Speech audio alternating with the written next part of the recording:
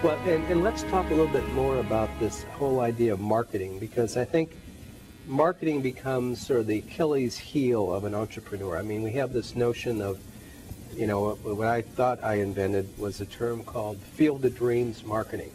If you build it, they will come. Most entrepreneurs are so wrapped up with their own idea that they can't imagine why everybody doesn't want it, so they tend to overestimate the need for marketing and getting out and knocking on doors and selling and pitching their ideas to customers.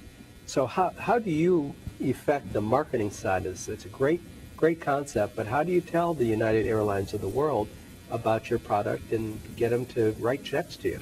And you're absolutely right, and that's one of the problems, again, with entrepreneurs, is that it cracks me up because I review business plans all the time for young entrepreneurs. I enjoy helping.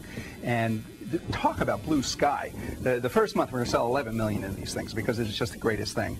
Not necessarily. And that's getting back to listening to what your customers are actually looking for. I was wrong. Even though I was successful, I was wrong about really where the largest part of the market was on those.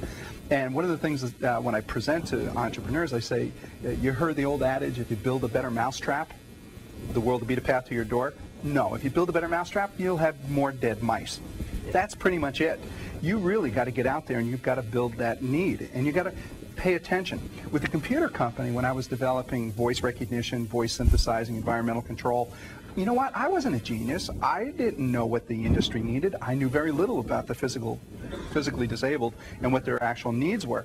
So what I would do is I got out there and I made presentations. Oh my gosh. Every single rehab. I'd fly to New York and do New York Medical University, and then I go to Craig's Rehabilitation in Denver, and then I get a plane and go to Houston and do a presentation there.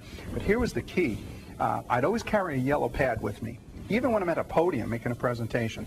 And at the end, when you do question and answers, the audience would say, yeah, but can it do this? And I was like, you know what? It can't do that. Write it down. And how about this? Well, you know what? It does it this way, but it doesn't do it the way you sit. Write it down.